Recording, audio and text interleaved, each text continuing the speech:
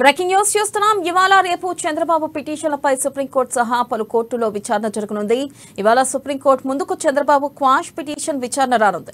ఇక 6వ నంబర్ కోర్టులో జస్టిస్ అనిరుద్ బోస్, జస్టిస్ బేలా త్రివేది ధర్మాసనం చంద్రబాబు పిటిషన్ పై విచారణ చేపట్టనుంది. ఇక తనపై నమోదు చేసిన కేసును కొట్టేయాలని క్వాష్ పిటిషన్ దాఖలు చేశారు చంద్రబాబు. తనకు అవినీతి నిరోధక చట్టంలోని సెక్షన్ 17A వర్తిస్తుందని హైకోర్టులో పిటిషన్ వేశారు చంద్రబాబు.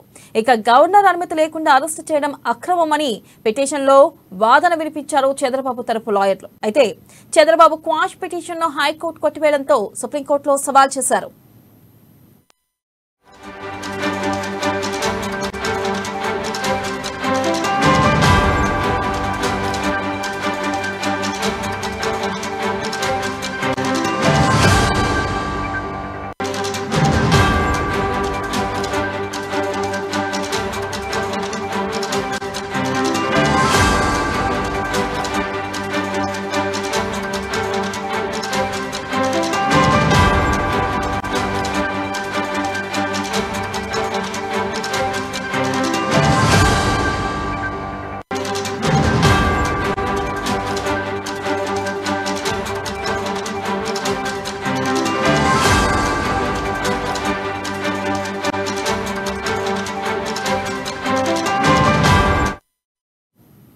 బ్రేకింగ్ న్యూస్ చూస్తున్నా. ఇవాళ రేపు చంద్రబాబు పిటిషన్లపై సుప్రీంకోర్టు సహా పలు కోర్టులో విచారణ జరగనుంది. ఇక ఇవాళ సుప్రీంకోర్టు ముందుకు చంద్రబాబు క్వాష్ పిటిషన్ విచారణ రానుంది.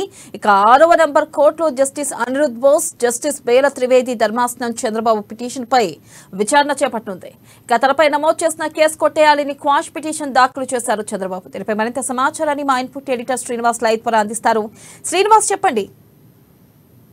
రైట్ వెన్నెల, ఏదైతే ఈరోజు సుప్రీంకోర్టులో Chandrababu bail petition, quash petition సంబంధించి మరికొద్దిసేపట్లో విచారణకు రానుంది. అయితే ఎప్పుడు విచారణకు వస్తుందని చూడాల్సి ఉంది. ఎందుకంటే 6వ కోర్టు, సుప్రీంకోర్టుకు సంబంధించి 6వ కోర్టులో అంటే అనిరుద్ బోస్ అదేవిధంగా త్రివేది బెంచ్కి ఈ కేసును రిఫర్ చేయడం జరిగింది. 63వ కేసుగా ఈ కేసును అక్కడ రిజిస్టర్ కాబడింది. అంటే 63వ కేసుగా దీన్ని విచారణకు చేపడతారంటే ఈ రోజు జరిగే చివరి కేసు మాత్రమే ఇది ఉండబోతుందని మాత్రం తెలుస్తుంది, లిస్టులో ఉంది. అంటే మొత్తానికి చూసుకుంటే కనుక చంద్రబాబు అరెస్టుకు సంబంధించి ఏదైతే గవర్నర్ నుంచి అనుమతి తీసుకోలేదు అనే అదే ఒక్క వ్యాఖ్య మీదనే ఈరోజు సుప్రీంకోర్టులో వాదనలు వినిపించబోతున్నారు. ఏదైతే ఈ కేసుకు సంబంధించి క్వాష్ పిటిషన్ సంబంధించి ఎప్పుడైతే హైకోర్టు కొట్టివేసిందో, చంద్రబాబుకు వ్యతిరేకంగా కోర్టు తీర్పునివ్వడం జరిగిందో వెంటనే చంద్రబాబు తరపు న్యాయవాదులు సుప్రీంకోర్టుకు వెళ్ళడం జరిగింది. అయితే సుప్రీంకోర్టులో 5 రోజుల పాటు సెలవులు రావడంతో కేసు ఈరోజు విచారణకు రాబోతుంది. 6వ కోర్టుకి ఏదైతే జస్టిస్ అనిరుద్ బోసు అదేవిధంగా జస్టిస్ త్రివేది బెంచ్ ముందుకు రాబోతుంది. అయితే ఇక్కడ ప్రధానంగా చూసుకుంటే కనుక ఇప్పటి వరకు కూడా చంద్రబాబు నాయుడు ఈరోజు 24 రోజులు గడుస్తుంది రాజమండ్రి సెంట్రల్ జైల్లో ఉండి. ఈ రోజన్నా సరే ఈ క్వాష్ పిటిషన్ సంబంధించి తీర్పు వస్తుంది, తనకు అనుకూలంగా వస్తుందని చెప్పేసి కూడా చంద్రబాబు నాయుడు తరపు న్యాయవాదులు అయితే ఆశగా ఉన్నారు. కానీ చూడాలి ఏ విధంగా ఉండబోతుంది అనేది. ఎందుకంటే క్వాష్ పిటిషన్ సంబంధించి ఏదైతే విచారణ జరుగుతున్న సమయంలో క్వాష్ పిటిషన్ ఇవ్వడం జరగదు, క్వాష్ పిటిషన్ సంబంధించి అనుగుణంగా తీర్పు తీసుకోవడం తగదని చెప్పేసి గతంలో కోర్టులు కూడా అనేక సందర్భాల్లో చెప్పాయి. ఏదైతే హైకోర్టులో కూడా ఏదైతే చంద్రబాబు వేసిన క్వాష్ పిటిషన్ సంబంధించి కొట్టివేయడానికి ప్రధాన కారణం కూడా ఇదే. ఎప్పుడైతే విచారణ ప్రాథమికంగా ఉన్నప్పుడు కూడా ఈ సమయంలో విచారణ సంస్థలను అడ్డుకోవడం సరికాదు, అందుకోసమే క్వాష్ పిటిషన్ను స్వీకరించడం లేదని చెప్పేసి కూడా హైకోర్టు చెప్పడం జరిగింది. ఇప్పుడు సుప్రీంకోర్టులో ఏం జరగబోతుందో చూడాల్సిన అవసరం ఉంది. ఎందుకంటే ఒక ఉత్కంఠ అయితే నెలకొంది. ఎందుకంటే ముందు నుంచి కూడా చంద్రబాబు నాయుడు తరపు న్యాయవాదులు చెబుతున్నది ఒకటే, కేసు మెరిట్స్లోకి వెళ్ళటం లేదు, వాళ్ళు కేవలం అరెస్టుకు సంబంధించి మాత్రమే పదే వాళ్ళు వాదనలు వినిపిస్తూ వచ్చారు. ఏసీబీ కోర్టులో కావచ్చు, రాష్ట్ర హైకోర్టులో కావచ్చు, ఇప్పుడు సుప్రీంకోర్టులో కూడా ఇదే వాదన వినిపించబోతున్నారు. ఏదైతే చంద్రబాబు అరెస్టుకు సంబంధించి గవర్నర్ అనుమతి తీసుకోవాలి, గవర్నర్ అనుమతి లేదు కాబట్టి ఇది అరెస్ట్ చేయడం కరెక్ట్ కాదు అని చెప్పేసి చంద్రబాబు నాయుడు తరపు న్యాయవాదులు వాదనలు వినిపించబోతున్నారు. అదేవిధంగా చంద్రబాబుకి విధించిన రిమాండ్ కూడా కొట్టివేయాలని చెప్పేసి కూడా వాళ్ళు కోర్టులో తన వాదనలు వినిపించబోతున్నారు. అయితే at the same time CID న్యాయవాదులు కూడా ఈ కేసుకు సంబంధించి కూడా పూర్తిగా వాదనలు వినాలి, ఎందుకంటే కేసుకు సంబంధించి పూర్తిగా సాక్ష్యాధారాలు ఉన్నాయి. అదేవిధంగా కేసులో ప్రాథమికంగా దర్యాప్తు జరుగుతుంది. ప్రాథమిక దర్యాప్తులోనే తాము సేకరించిన ఆధారాలన్నీ కూడా సుప్రీంకోర్టు ముందు ఆల్రెడీ ఇప్పటికే పెట్టారు. సో ఈ కేసుకు సంబంధించి పూర్తి వాదనలు విన్న తర్వాతనే సుప్రీంకోర్టు తీర్పు ఇవ్వాలని చెప్పేసి కూడా సిఐడి తరపు న్యాయవాదులు ఈరోజు కోర్టు ముందుకు చెప్పబోతున్నారు. మొత్తానికి చూసుకుంటే కనుక ఈరోజు సుప్రీంకోర్టులో ఒక ఉత్కంఠ అయితే నెలకొని ఉంది అని చెప్పొచ్చు. ఎందుకంటే చంద్రబాబు క్వాష్ పిటిషన్ ఏ విధంగా ఉండబోతుంది అనేది చూడాల్సిన అవసరం ఉంది. ఇక మరోవైపు చూసుకుంటే కనుక ఆంధ్రప్రదేశ్ సంబంధించి ఆంధ్రప్రదేశ్ హైకోర్టులో కూడా ఈరోజు ఇన్నర్ రింగ్ రోడ్ కేసుకు సంబంధించి బెయిల్పై కూడా ఈరోజు వాదనలు జరగబోతున్నాయి.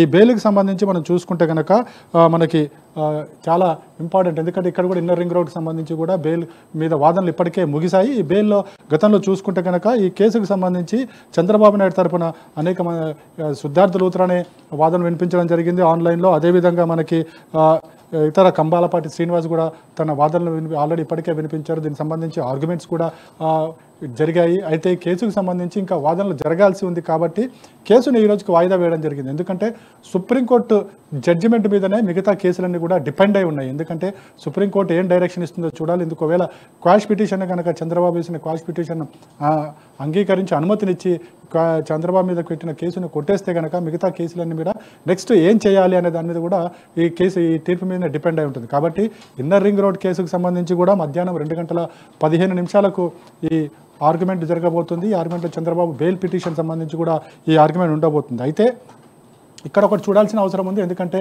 రేపు ఏదైతే ఇన్నర్ రింగ్ రోడ్ సంబంధించి లోకేష్ అదేవిధంగా మాజీ మంత్రి నారాయణ కూడా సిఐడి అధికారుల విచారణకు హాజరు కాబోతున్నారు. 41A కింద ఇప్పటికే లోకేష్ కావచ్చు నారాయణ కావచ్చు నోటీసులు కూడా సర్వ్ చేయడం జరిగింది. సో రేపు వాళ్ళు విచారణకు రాబోతున్నారు. అదేవిధంగా ఈరోజు ఇన్నర్ రింగ్ రోడ్ కేసుకు సంబంధించి 2:15 హైకోర్టులో వాదనలు ఉన్నాయి.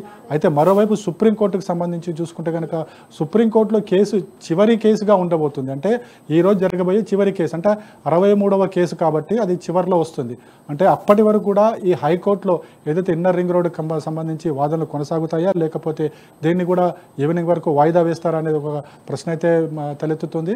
ఇక మరోవైపు చూసుకుంటే కనుక పుంగనూరు అంగళ్ళ కేసుకు సంబంధించి కూడా రాష్ట్ర ప్రభుత్వం సుప్రీంకోర్టుని ఆశ్రయించడం జరిగింది. ఈ కేసులో ప్రధాన ముద్దాయిలు ఎవరైతే ఉన్నారో నిందితులందరికీ కూడా బెయిల్ ఇవ్వడాన్ని సవాల్ చేస్తూ కూడా సిఐడి అధికారులు సిఐడి న్యాయవాదులు సుప్రీంకోర్టును ఆశ్రయించడం జరిగింది. దాని మీద కూడా ఈరోజు సుప్రీంకోర్టులో వాదనలు జరగబోతున్నాయి. మొత్తానికి చూసుకుంటే కనుక స్కిల్ స్కామ్ కేసుతో పాటుగా inner ring road case, fibre net case, Punganur case కావచ్చు, అంగళ్ళ కేసు కావచ్చు, ఇవన్నీ కూడా ఇప్పుడు సుప్రీంకోర్టు, హైకోర్టు అదేవిధంగా ఏసీబీ కోర్టు ఈ కోర్టుల చుట్టే ఏపీ రాష్ట్ర రాజకీయాలు పరిభ్రమిస్తున్నాయని చెప్పొచ్చు. మొత్తానికి సుప్రీంకోర్టు ఈరోజు ఏ విధమైన తీర్పు ఇవ్వబోతుంది, తీర్పు తర్వాత రాష్ట్ర ప్రభుత్వం కావచ్చు సిఐడి న్యాయవాదులు కావచ్చు నెక్స్ట్ స్టెప్ ఏం తీసుకోబోతారని కూడా చూడాల్సిన అవసరం ఉంది. ఎందుకంటే ఇప్పటికే హైకోర్టుకు సంబంధించి కావచ్చు ఏసీబీ కోర్టుకు సంబంధించి కావచ్చు మనకి ఈ కేసుల్లో ఏదైతే ఇన్నర్ రింగ్ రోడ్ కేసు కావచ్చు ఫైబర్ నెట్ కేసులు కావచ్చు ఈ కేసులు ఇప్పటికీ కూడా వాదనలు జరిగాయి. వాదనలు కూడా హోల్డ్లో పెట్టడం జరిగింది. సుప్రీంకోర్టు తీర్పు కోసమే ఈ 2 కోర్టులు కూడా వెయిట్ చేస్తున్న పరిస్థితి అయితే ఉంది. వెనెల శ్రీనివాస్, ఒకవేళ గనుక సుప్రీంకోర్టులో చంద్రబాబుకి చుక్కెదురైతే తదుపరి కార్యాచరణ చంద్రబాబుది ఎలా ఉండబోతుందంటారు? ఒకవేళ కనుక సుప్రీంకోర్టులో న్యాయవాదులు చెప్తున్నది, న్యాయ నిపుణులు చెప్తున్నది ఏంటంటే ఏదైతే ప్రాథమిక విచారణ జరుగుతున్నప్పుడు, ఎంక్వైరీ జరుగుతున్నప్పుడు ఏ కోర్టు కూడా అందులో తలదూర్చే ప్రయత్నం చేయదు. ఎందుకంటే విచారణ కొనసాగించమని చెప్తుంది. అదేవిధంగా కేసు కూడా కొట్టివేయడానికి కుదరదు.